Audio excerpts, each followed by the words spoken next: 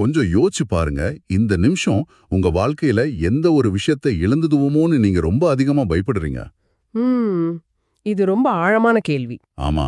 அது உங்க வேலையா இருக்கலாம், உங்களுக்கு ரொம்ப நெருக்கமான ஒரு உறவா இருக்கலாம், இல்லனா சமூகத்துல உங்களுக்கு இருக்கிற ஒரு மரியாதையா கூட இருக்கலாம். கண்டிப்பா. எல்லார் வாழ்க்கையிலயும் அப்படி ஒரு விஷயம் இருக்கும். இப்போ நான் உங்ககிட்ட ஒரு உண்மைய சொன்னா எப்படி இருக்கும்? அதாவது, நீங்க எந்த விஷயத்தை இவ்ளோ இறுக்கமா புடிச்சிட்டு இருக்கீங்களோ, அந்த இறுக்கமான பிடியே அந்த விஷயத்த மெதுவா அழிச்சிட்டு இருக்குன்னு சொன்னா. இது கேக்குறதுக்கே கொஞ்சம் அதிர்ச்சியா தான் இருக்கு. இத ஒரு சின்ன அன்றாட வாழ்க்கை உதாரணத்தோட சொல்லலாமா? இப்போ ஒரு முக்கியமான நபருக்கு ஒரு மெசேஜ் அனுப்புறீங்க. சரி. அது டெலிவரி ஆயிடுச்சுன்னு 2 ப்ளூ டிக் கூட வந்துடுச்சு. ஆனா பதிலே வரல. அடுத்த 1 மணி நேரத்துக்கு உங்க மனநிலை எப்படி இருக்கும்? ஐயோ! வேற எந்த வேலையிலயும் கவனம் செலுத்தவே முடியாது. ரொம்ப டென்ஷன் ஆயிடுவோம். அதேதான். திரும்ப திரும்ப ஃபோன் எடுத்து பார்த்து, ஒரு கட்டத்துல நான் ஏன் இவ்ளோ பலவீனமா இருக்கேன்னு உங்கள நீங்களே கேட்டுப்பீங்க, இல்லையா? உண்மதான். இதையெல்லாம் கேட்கும்போது நம்ம ரொம்பவே பலவீனமானவங்கன்னு நமக்கு தோணலாம். ஆனா, இன்னைக்கு நாம பேசப் போற இந்த ஆழமான அலசல்ல ஒரு விஷயம் புரிய போகுது. அதாவது, நாம பலவீனமானவங்க இல்ல அப்படிங்கிறது தானே? கரெக்ட். நம்ம பலவீனமானவங்க இல்ல. நாம ஒரு விஷயத்த மேல அளவுக்கு அதிகமா பற்று வச்சிருக்கோம். இன்னைக்கு தி ஆர்ட் ஆஃப் டீட்டாச்மெண்ட் அப்படிங்கிற புத்தகத்தோட சுருக்கத்தையும் அது தொடர்பான பல உளவியல் குறிப்புகளையும் வச்சு பற்றின்மை அப்படிங்கிற கலைய நாம ஆழமா அலச போறோம். சூப்பர். இந்த இடத்துல ஒரு விஷயத்த தெளிவா சொல்லிடணும். பற்றின்மை இல்லனா டிட்டாச்மெண்ட் அப்படின்னா, ஏதோ வேலையெல்லாம் விட்டுட்டு காட்டுக்கு தவம் பண்ண போறதோ, இல்ல வாழ்க்கையிலிருந்து ஓடி ஒளியறதும் கிடையாது. ஆமா, நிறைய பேர் அப்படிதான் தப்பா நினைச்சிட்டு இருக்காங்க. கண்டிப்பா. பற்றின்மைங்கிறது உணர்ச்சி அற்றவரா மாறுறதில்ல. இது ஒரு ரகசிய திறவுகோல். இத நீங்க சரியா புரிஞ்சுக்கிட்டீங்கன்னா, உங்க கண்ட்ரோல்ல இல்லாத விஷயங்கள நினைச்சு வருத்தப்படுறத நிறுத்திட்டு, உண்மையிலே ஒரு சுதந்திரமான வாழ்க்கைய வாழத் தொடங்குவீங்க. ஒரு நெருங்கிய நண்பர் கூட உட்கார்ந்து காஃபி குடிச்சிட்டே வாழ்க்கையோட மிக ஆழமான ஒரு தத்துவத்தை இயல்பா பேசுற மாதிரி தான் இந்த அலசல் இருக்க போகுது. கண்டிப்பா. உள்ள போயிடலாமா? சரி, இத நாம கொஞ்சம் ஆழமாவே அலசுவோம். நம்ம அன்றாட பிரச்சனைகளோட ஆணிவேர் என்ன? நம்ம எப்பவுமே சூழ்நிலைகள் தான் நம்ம துன்பங்களுக்கு காரணம்னு நினைக்கிறோம். ஆமா. என் பாஸ் ரொம்ப மோசம், அதனால தான் நான் டென்ஷனா இருக்கேன்னு சொல்றது. அதேதான். இல்லன்னா அந்த நபர் எனக்கு ரிப்ளை பண்ணாததால தான் எனக்கு கோவம் வருதுன்னு சொல்றோம். ஆனா இந்த புத்தகத்தோட குறிப்புகளை படிக்கும்போது எனக்கு ஒரு விஷயம் தெளிவா புரிஞ்சுது. என்ன விஷயம் அது? அதாவது நம்ம பிரச்சனைகள் சூழ்நிலைகளால வர்றதில்ல, அது நம்ம எதிர்பார்ப்புகளாலையும் பற்றுகளாலையும் தான் வருது. ரொம்ப சரியான பாயிண்ட். அதுதான் இங்க இருக்கிற அடிப்படையான முரண்பாடு. பற்றின்மைனா எல்லாத்தையும் விட்டுட்டு ஓடி போறதோ, உங்க இதயத்திலேருந்து உங்களை நீங்களே துண்டிச்சுக்கல்றதோ கிடையாது. ம். உலகத்துல நடக்கிற எல்லாமே உங்க கண்ட்ரோல்ல இல்ல அப்படிங்கறதையும், உங்களை சுத்தி நடக்கிற எல்லாமே உங்களோட முழு அடையாளம் இல்ல அப்படிங்கறதையும் ஆழமா புரிஞ்சுக்கிறது தான் பற்றின்மை.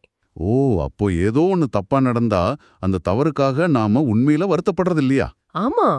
உங்க அமைதியையும் சந்தோஷத்தையும் அந்த விஷயத்துக்கிட்ட அடகு வச்சதுனால தான் நீங்க வருத்தப்படுறீங்க. ஒரு நிமிஷம் இருங்க. நீங்க சொல்றத கேட்கும்போது எனக்கு ஒரு சந்தேகம் வருது. சொல்லுங்க. நான் என் வேலை மேலேயோ என் குடும்பத்தினர் மேலேயோ எந்த பற்றும் இல்லாம எதை பத்தியும் கவலைப்படாம இருந்தா நான் ஒரு பொறுப்பற்ற மனுஷனா மாறிட மாட்டேனா? நிறைய பேருக்கு இந்த சந்தேகம் வரும். ஆமா, எதன் மேலேயும் பற்றில்லாம இருந்தா நாம ஒரு கட்டத்துல உணர்ச்சியற்ற ஒரு மிஷின் மாதிரி மாறிட மாட்டோமா? இங்கதான் ஆச்சரியமான விஷயமே இருக்கு. உண்மையில என்ன நடக்குதுன்னா, பற்றின்மை ஒருத்தரை உணர்ச்சியற்றவரா ஆக்குறதில்ல, மாறாக அது அவங்கள ரொம்ப தெளிவானவங்களா ஆக்குது. தெளிவானவங்களா? அது எப்படி? இத உளவியல் ரீதியா அணுக்கலாம். நீங்க ஒரு பொருளின் மேலேயோ இல்ல நபரின் மேலேயோ அதீத பற்று வைக்கும்போது மூளையில என்ன நடக்குது? அதை எங்க இழந்துருவோங்கிற தொடர்ச்சியான பயத்தோடயே வாழ்றீங்க. ஆமா, அந்த பயம் எப்பவுமே இருக்கும். அந்த பயம் மூளையில கார்டிசால் அப்படிங்கிற மன அழுத்த ஹார்மோனை தூண்டி உங்க விவேகத்தை மறைச்சிடுது. ஆனா பற்றின்மையோட இருக்கும்போது அந்த பயம் இருக்காதா? சரியா சொன்னீங்க. நீங்க அதே உறவையோ வேலையையோ எந்த பயமும் இல்லாம முழு நம்பிக்கையோட அனுபவிக்கிறீங்க. பயம் குறையறதால நீங்க சிறப்பான முடிவுகளை எடுக்கிறீங்க. சின்ன சின்ன சறுக்கல்களுக்கெல்லாம் நீங்க சுக்குநூறா உடைஞ்சு போறதில்ல. ஓ, அப்படியென்றால் பற்றின்மைங்கிறது நமக்கு நடக்கிற விஷயங்களை தடுக்கிறது இல்ல, அந்த விஷயங்கள் நம்மள பாதிக்காம பாதுகாக்கிறது. இத நான் இப்படி புரிஞ்சுக்கலாமா? எப்படி? ஒரு உதாரணம் சொல்லுங்க. அதாவது, இப்ப பலத்த மழை பெய்யுதுன்னு வச்சுப்போம். நான் மழையில நனையக்கூடாதுங்கிறதுக்காக ஏன் மழை பெய்யுதுன்னு கோவப்பட்டு வானத்துக்கிட்ட சண்டை போடுறதுல எந்த அர்த்தமும் இல்ல. கண்டிப்பா இல்ல. மாறாக, நான் அமைதியா ஒரு குடைய தொறக்கிறேன். சரியா? வாழ்க்கையில எதிர்பாராத விஷயங்கள் நடக்கும்போதும் நாம இப்படிதான் இருக்கணும். வாவ்! ரொம்ப அருமையான உதாரணம். ஆமா, பற்றின்மைங்கிறது மழை பெய்யாம தடுக்கிற மேஜிக் இல்ல. அது நீங்க நனையறத தடுக்காத ஒரு குடை. ஆனா அது நிச்சயமா உங்களை வெள்ளத்துல மூழ்கிறதுல இருந்து காப்பாத்தும். மிக அருமையான ஒப்பீடு. குடை உங்களை எப்படி பாதுகாக்குதோ அதே போல பற்றின்மை உங்க மனநிலைய பாதுகாக்குது. நீங்க மழைய ரசிக்கலாம், ஆனா அதுல அடிச்சு செல்லப்பட மாட்டீங்க. ஆனா மனுஷங்களோட இயல்பு வெறும் கொடைய திறக்கிறது மட்டும் இல்லையே. நாம மழையே நிறுத்த முயற்சி பண்ணுவோம், மேகங்களை நம்ம கண்ட்ரோலுக்கு கொண்டு வர நினைப்போம். அதுதான் நம்ம பண்ற பெரிய தப்பு. ஆமா, நாம ஏன் எல்லாத்தையும் கண்ட்ரோல் பண்ண நினைக்கிறோம்? பணம், உறவுகள், சமூகத்துல நமக்கு இருக்கிற மரியாதை, நம்ம எதிர்காலம்னு எல்லாத்தையும் நாம எவ்ளோ இறுக்கப்பட்டுட்டோல்றோம். ஹம், நாம பிடிய விட்டுட்டா எல்லாமே சிதைஞ்சிடும்னு நாம உறுதியா நம்புறோம். இது ஏன் நடக்குது? ஏன்னா கண்ட்ரோல் பண்றது நமக்கு ஒரு போலியான பாதுகாப்பு உணர்வை தருது. ஆனா உண்மை நேர்மாறானது. தேவைக்கு அதிகமா பொருட்களை பற்றி கொள்ளும் போதுதான் அவை சிதைஞ்சு போகுது. ஓ, ரொம்ப புடிச்சு வச்சுக்கிட்டா வீணாயிடுமா? ஆமா. உதாரணத்துக்கு ஒரு ஆபீஸ்ல மேனேஜர் தன்னோட ஊழியர்களை தொடர்ந்து மைக்ரோ மேனேஜ்மெண்ட் பண்றாருன்னு வச்சுப்போம். அவர் எல்லாத்தையும் கண்ட்ரோல் பண்ண நினைக்கும் போது அந்த அழுத்தமே ஊழியர்களோட படைப்பாற்றலை அழிச்சிடுது. அவங்களால ஃப்ரீயா வேலை செய்ய முடியாது. அதேதான் உறவுகள்லயும் இதுதான் நடக்குது. நீங்க ஒரு உறவையோ இல்ல ஒரு வாய்ப்பையோ மூச்சு திணற அளவுக்கு கண்ட்ரோல் பண்ண நினைக்கும் போது அந்த அழுத்தமே அதை அழிச்சிடுது. உண்மைதான். வாழ்க்கைங்கிறது ஒரு இயந்திரம் இல்ல, அது கட்டுப்பாட்டால இயங்குறதுக்கு. வாழ்க்கைங்கிறது ஒரு நதி போல, அது அதனுடைய இயல்பான ஓட்டத்துல தான் பாயுது. நீங்க இந்த மூச்சு திணறல் மற்றும் அழுத்தம் பத்தி பேசும்போது எனக்கு பீச்ல ஈர மணர கையில அள்ளுறது தான் ஞாபகத்துக்கு வருது. ஓ, மணல் உதாரணம் சொல்லுங்க. ஒரு கைப்பிடி மணலை கையில் எடுத்து அது கீழே விழுந்துடக்கூடாதுன்னு பயந்து பிடிய ரொம்ப இறுக்கமா பிடிச்ச என்ன நடக்கும்?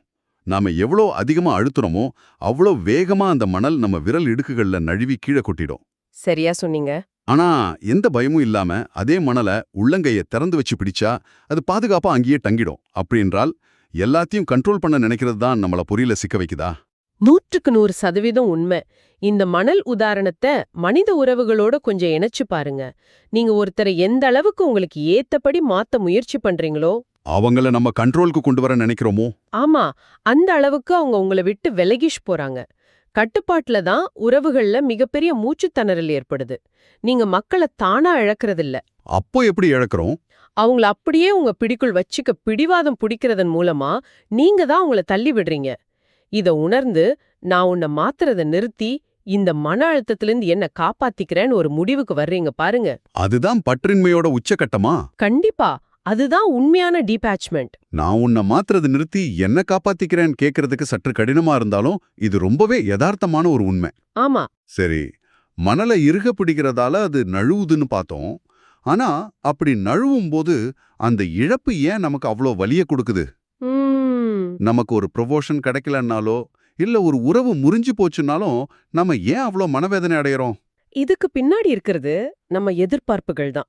உளவியல்ல இத காக்னிட்டிவ் டிசானன்ஸ் அப்படின்னு சொல்வாங்க. காக்னிட்டிவ் டிசானன்ஸ் அப்படின்னா என்ன?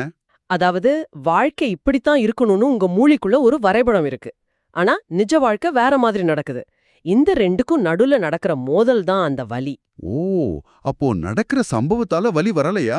இல்ல, ஒருத்தர் உங்களை புறக்கணிக்கிறதால உங்களுக்கு வலி வர்றதில்ல. அந்த நபர் உங்களுக்கு ரொம்ப வேண்டியவர், அதனால அவங்க எனக்கு இதை செய்திருக்க கூடாதுன்னு நீங்க ஆழமா நம்புறதால தான் வலி வருது. அதாவது நம்ம எதிர்பார்ப்பு தான் நமக்கு எதிரிங்கிறீங்களா?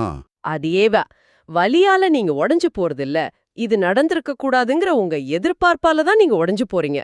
வாழ்க்கையை நீங்க விரும்புறத மையமா வச்சு சுழறதில்ல.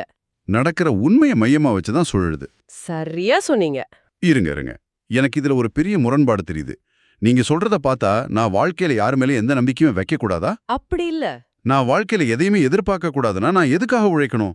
நான் நம்பிக்கையை கைவிட்டா நான் வாழ்க்கையில தோற்று விட்டதாகவோ இல்ல சோம்பேறி ஆயிட்டதாகவோ அர்த்தம் இல்லையா? இது கொஞ்சம் நெகட்டிவா தெரியுதே. இது ஒரு மிக முக்கியமான கேள்வி. நல்ல வேளை இத கேட்டீங்க. எதிர்பார்ப்ப கைவிடுறதுங்கிறது நம்பிக்கைய கைவிடுறது கிடையாது. இந்த ரெண்டுக்கும் மிகப்பெரிய வித்தியாசம் இருக்கு. என்ன வித்தியாசம்? உங்க கடின உழைப்பின் மேலையும் உங்க திறமையின் மேலையும் நம்பிக்கை வைங்க.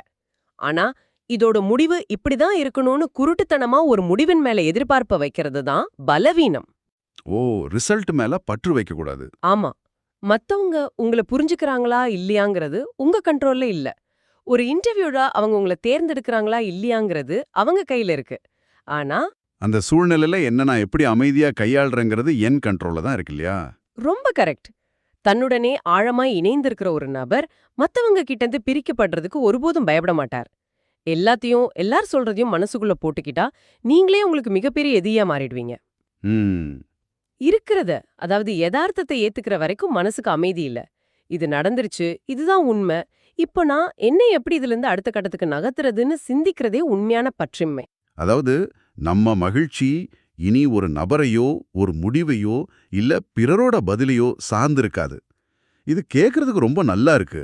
ஆமா. ஆனா நடைமுறை வாழ்க்கைக்கு வருவோம்.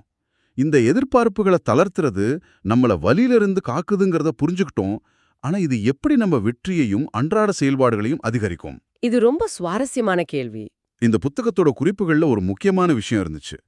நீங்க ஒரு செயலை செய்யறீங்க, ஆனா அதோட முடிவுகள்ல இருந்து நீங்க பற்றுட்டு இருக்கும்போது நீங்க மிக சிறப்பா செயல்படுறீங்களா? அது எப்படி சாத்தியம்? இதுதான் ஃப்ளோ ஸ்டேட் அப்படின்னு சொல்வாங்க. இத கொஞ்சம் அறிவியல் பூர்வமா பாப்போம். சரி. நீங்க ஒரு வேலைய செய்யும்போது உங்க மூளையோட வொர்க்கிங் மெமரி, அதாவது செயலாக்கத்திறன் முழுமையா அந்த வேலையில இருக்கணும். ஆனா ஆனா நான் இதுல தோத்துட்டா என்ன பண்றது? பாஸ் திட்டுவாரோன்னு பயப்படுறோம். அதேதான்.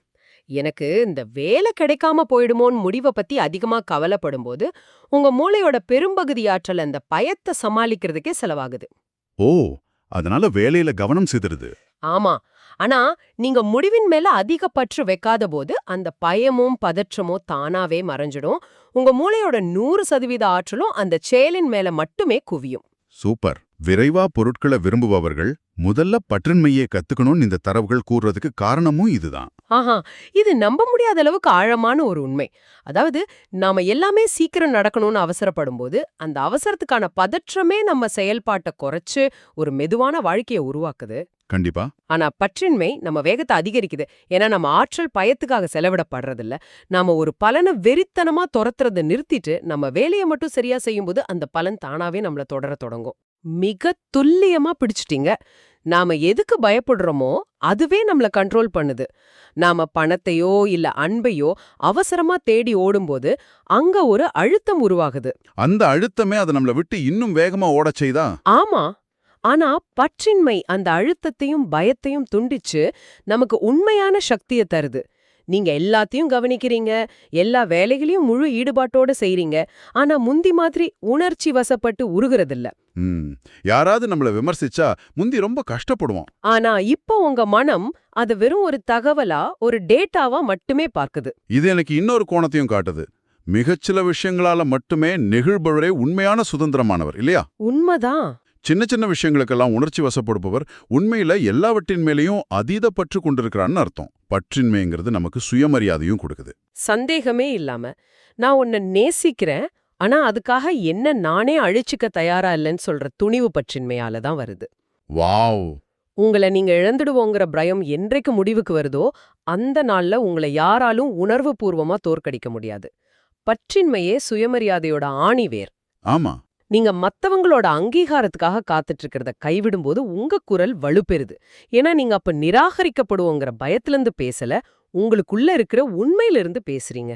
பயத்திலிருந்து இல்ல, உண்மையிலிருந்து பேசுறது. எவ்வளவு சக்தி வாய்ந்த வார்த்தைகள். இந்த முழு அலசலையும் நம்ம தொகுத்து பார்த்தா ஒரு விஷயம் மிக தெளிவா புரியுது. என்ன விஷயம்? பற்றின்மைங்கிறது ஏதோ ஒரு நாள் மட்டும் ட்ரை பண்ணிட்டு வேலைக்காகலன்னு விட்டுடுற ஒரு தற்காலிக பயிற்சி இல்ல.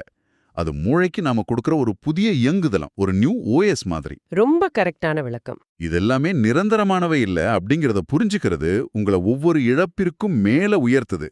நீங்க உங்க வேலையை ஒவ்வொரு நாளும் முழுமையான நேர்மையோடும் கவனத்தோடும் செய்றீங்க. ஆனா இதோட முடிவு என்னவா இருந்தாலும் என்னால அதை சமாளிக்க முடியும்னு நினைக்கிறீங்க. ஆமா, அந்த தெளிவு உங்களை உள்ள இருந்து ஒரு முற்றிலுமா விடுவிக்குது.